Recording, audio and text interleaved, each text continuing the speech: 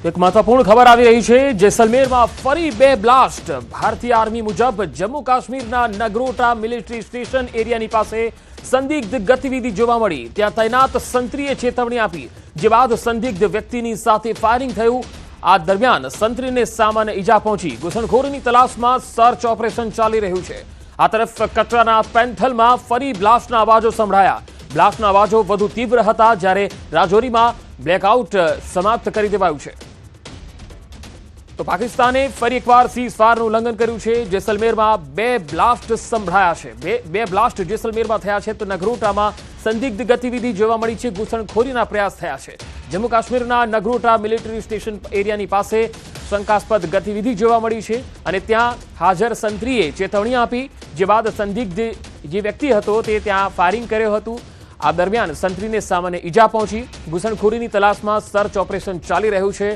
તો બીજી તરફ કટરાના પેન્થલમાં ફરી બ્લાસ્ટના અવાજો સંભળાયા છે।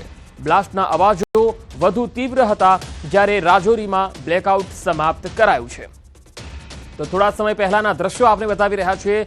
સીઝફાયર તોડવા માટે પાકિસ્તાન જવાબદાર છે। વિદેશ મંત્રાલયે થોડીવાર પહેલા જ પ્રેસમાં કહી દીધું છે અને પાકિસ્તાન લગાતાર સીઝફાયરનું ઉલ્લંઘન કરી રહ્યું છે।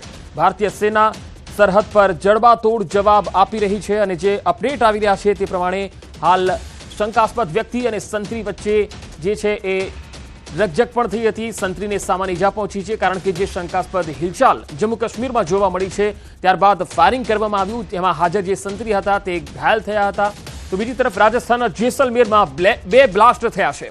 આ બે બ્લાસ્ટના અહેવાલ પાકિસ્તાન લગાતાર ડ્રોન હુમલા કરી રહ્યું છે સરહદ પર, અને તેના કારણે તંગદિલી ખૂબ જ વધી રહી છે। ગણતરીના કલાકોમાં પાકિસ્તાને સીઝફાયર ઉલ્લંઘન કર્યું છે અને સરહદી રાજ્યના જે વિસ્તારો છે ભારત સાથે, પશ્ચિમ ભારત સાથે જોડાયેલા તમામ રાજ્યોમાં પાકિસ્તાન તરફથી ડ્રોન હુમલા કરવામાં આવ્યા, જેથી ભારતીય સેનાએ પણ તમામ ડ્રોન હુમલાને નિષ્ફળ બનાવી દીધા અને જડબાતોડ જવાબ આપી રહી છે સેના। સંદિગ્ધ વ્યક્તિ અને સંત્રી વચ્ચે જમ્મુ કાશ્મીરમાં ફાયરિંગ થયું અને શંકાસ્પદ ગતિવિધિ પણ જોવા મળી છે। સંત્રીને સામાન્ય ઈજા પહોંચી હોવાના અહેવાલ। તો બીજી તરફ કટરાના પેન્થલમાં ફરી બ્લાસ્ટના અહેવાલ આવી રહ્યા છે।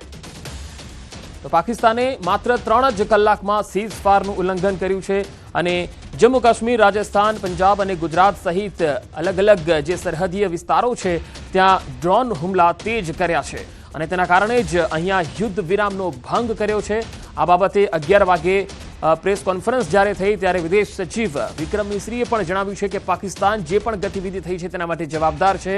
જે પરિસ્થિતિ થઈ છે તેના માટે પાકિસ્તાન જવાબદાર છે, કારણ કે યુદ્ધ વિરામનો ભંગ પાકિસ્તાને કર્યો છે અને જે સમજૂતી થઈ હતી સાંજે 5 વાગે, એ સમજૂતી તેણે તોડી દીધી છે। અને ત્યારબાદ DGMO વચ્ચે જે વાતચીત થઈ હતી અને ડાયરેક્ટર જનરલ મિલિટરી ઓપરેશન જે બંને દેશોના છે તેમની વચ્ચે વાતચીત થઈ હતી। આ વાતચીત પછી જ્યારે વિદેશ મંત્રાલયે પ્રેસ કોન્ફરન્સ કરી છે ત્યારે એ વાત સ્પષ્ટ છે કે બંને તરફ જે અત્યારે તંગદિલી ભર્યું વાતાવરણ છે। હાલ જે અપડેટ આવી રહી છે, કટરા વૈષ્ણોદેવી પરથી અંધારપટ હટાવવામાં આવ્યો છે। શ્રીનગરના અનેક વિસ્તારોમાંથી બ્લેકઆઉટ હટાવાયું છે। રાજૌરીમાંથી પણ બ્લેકઆઉટ હટાવી લેવામાં આવ્યું છે। તો એક મહત્વપૂર્ણ અપડેટ જમ્મુ કાશ્મીરથી આવી રહ્યા છે। કટરા વૈષ્ણોદેવી પરથી અંધારપટ હટાવવામાં આવ્યો છે। ઘણા બધા શ્રદ્ધાળુઓ વૈષ્ણોદેવી જતા હોય છે, જોકે અંધારપટ હટાવી લેવાયો છે। શ્રીનગરના અનેક વિસ્તારોમાંથી પણ બ્લેકઆઉટ હટાવી લેવાયું છે। રાજૌરીમાંથી પણ બ્લેકઆઉટ હટાવી લેવામાં આવ્યું છે। શ્રીનગરના અનેક વિસ્તારોમાંથી બ્લેકઆઉટ હટાવવામાં આવ્યું છે। રાજૌરીમાંથી પણ બ્લેકઆઉટ હટાવી લેવામાં આવ્યું છે। મતલબ હાલ ત્યાં વાતાવરણ શાંત છે। સરહદ પર અત્યારે વાતાવરણ શાંત જોવા મળતા જ હાલ બ્લેકઆઉટ હટાવી લેવામાં આવ્યું છે। રાજૌરી, વૈષ્ણોદેવી આ તમામ વિસ્તારોમાંથી બ્લેકઆઉટ હટાવી લેવાયું છે। કટરા વૈષ્ણોદેવી પરથી જે અંધારપટ હતું તે હટાવી લેવામાં આવ્યું છે। વધુ એક અપડેટ, ગૃહ રાજ્યમંત્રી Harsh Sanghavi state emergency centre Gandhinagar પહોંચ્યા છે। સીધી તસવીરો ગાંધીનગરથી આવી રહી છે, તે આપણે બતાવી રહ્યા છે। તિરંગા યાત્રાનો કાર્યક્રમ મોકૂફ રાખવામાં આવ્યો। Jayanti Ravi state control operation centre ખાતે તેઓ પહોંચ્યા। થોડીવાર પહેલાના આ દ્રશ્યો અમે આપને બતાવી રહ્યા છીએ। થોડીવાર પહેલા Harsh Sanghavi Gandhinagar state emergency centre ખાતે પહોંચ્યા હતા। તેમની સાથે ઉચ્ચ અધિકારીઓ પણ છે, પોલીસ અધિકારીઓ પણ છે, જયંતિ રવિ પણ છે અને આવતીકાલની જે તિરંગા યાત્રા છે જે રદ કરવામાં આવી છે, મોકૂફ રાખવામાં આવી છે। તિરંગા યાત્રાનો આખો કાર્યક્રમ મોકૂફ રહ્યો છે। Jayanti Ravi state control operation centre ખાતે પહોંચ્યા છે, જેની તસવીરો થોડીવાર પહેલા જે આવી હતી તે આપણે બતાવી રહ્યા છીએ। ગૃહ રાજ્યમંત્રી હર્ષ સંઘવીએ પણ જે સ્ટેટ ઇમરજન્સી સેન્ટર ખાતે પહોંચીને સરહદ પર કયા પ્રકારની સ્થિતિ છે તેની સમીક્ષા કરી છે। સરહદ પર બનાસકાંઠા, કચ્છ અને પાટણમાં હાલ પરિસ્થિતિ કયા પ્રકારની છે તેની સમીક્ષા કરી। જયંતિ રવિ પણ સ્ટેટ કંટ્રોલ ઓપરેશન સેન્ટર પહોંચ્યા છે। થોડા સમય પહેલાના આ દ્રશ્યો મેં આપને બતાવી રહ્યા છે। તો આવતીકાલના જે કાર્યક્રમો છે તે ખાસ રદ કરાયા છે, જેમાં તિરંગા યાત્રા મહત્વપૂર્ણ કાર્યક્રમ હતો એ પણ રદ કરાયો છે। હવે જમ્મુ કાશ્મીરથી અપડેટ આવી રહ્યું છે કે શ્રીનગરના અનેક વિસ્તારોમાંથી બ્લેકઆઉટ હટાવાયું છે।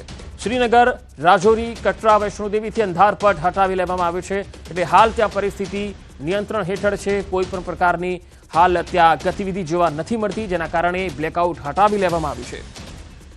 તો હાલ એક મહત્વપૂર્ણ અપડેટ। તો બીજી તરફ ગુજરાતની જ્યાં સુધી વાત છે તો હર્ષ સંઘવી સ્ટેટ ઇમરજન્સી સેન્ટર ખાતે પહોંચ્યા હતા। સમગ્ર સ્થિતિની તેમણે સમીક્ષા કરી છે। તિરંગા યાત્રા જે આવતીકાલે યોજાનાર હતી તે મોકૂફ રાખવામાં આવી છે।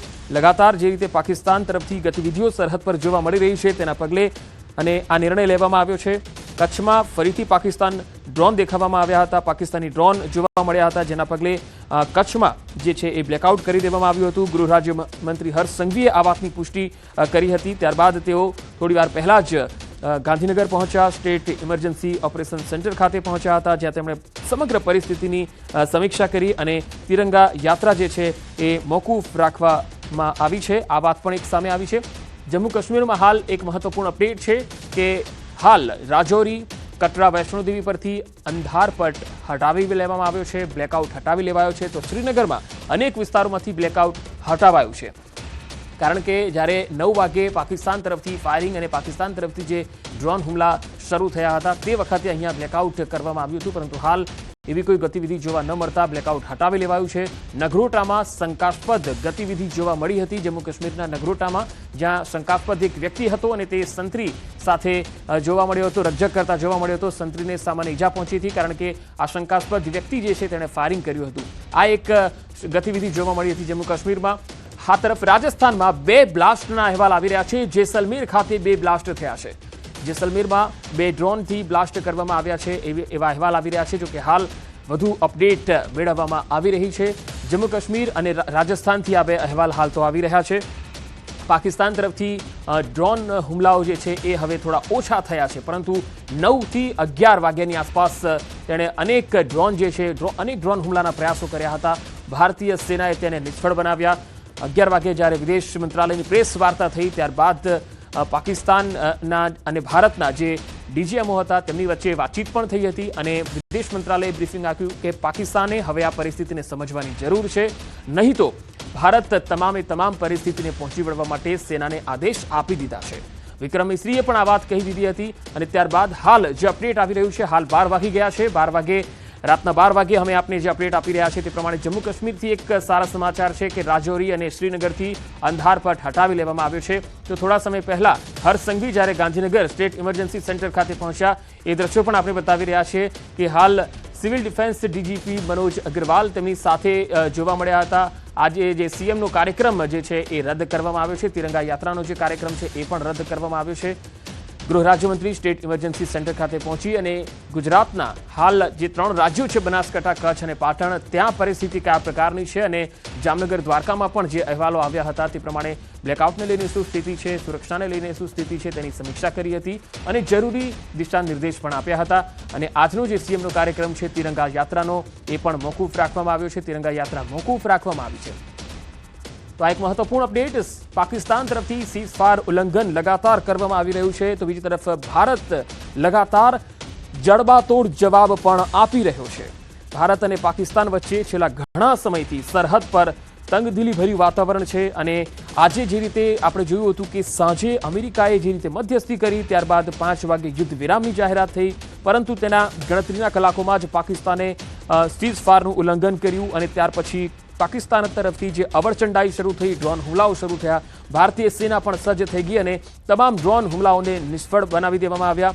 જેસલમેરમાં 2 બ્લાસ્ટના અહેવાલ છે। જો કે હાલ રાત્રે 12 વાગી ગયા છે ત્યારે એક અપડેટ જે જમ્મુ કાશ્મીરથી આવી રહી છે, જે સારા સમાચાર કહી શકાય એ પ્રમાણે રાજૌરી અને શ્રીનગરમાં હાલ બ્લેકઆઉટ ઉઠાવી લેવામાં આવ્યું છે, હટાવી લેવામાં આવ્યું છે। તો કટરા, વૈષ્ણોદેવીથી પણ અંધારપટ હટાવી લેવામાં આવ્યું છે। હાલ પરિસ્થિતિ ત્યાં નિયંત્રણ હેઠળ છે અને ત્યાં હાલ કોઈ ડ્રોનની ગતિવિધિ જોવા નથી મળતી કે કોઈ ફાયરિંગની ગતિવિધિ હાલ જમ્મુ કાશ્મીરમાં નથી। આ 3 વિસ્તારોમાં કટરા, રાજૌરી અને શ્રીનગરમાં, જેથી બ્લેકઆઉટ હટાવવાના નિર્દેશ જારી કરવામાં આવ્યા છે। તો આ એક જમ્મુ કાશ્મીરમાં સારા સમાચાર કહી શકાય કે હાલ બ્લેકઆઉટ હટાવી લેવામાં આવ્યું છે.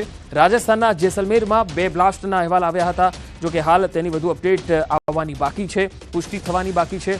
જેસલમેરમાં 2 બ્લાસ્ટના અહેવાલ હતા અને આપણા ગુજરાતની જ્યાં સુધી વાત છે, બનાસકાંઠા અને કચ્છ અને પાટણ આ ત્રણેય જે જિલ્લા છે જે સરહદ સાથે જોડાયેલા છે ત્યાં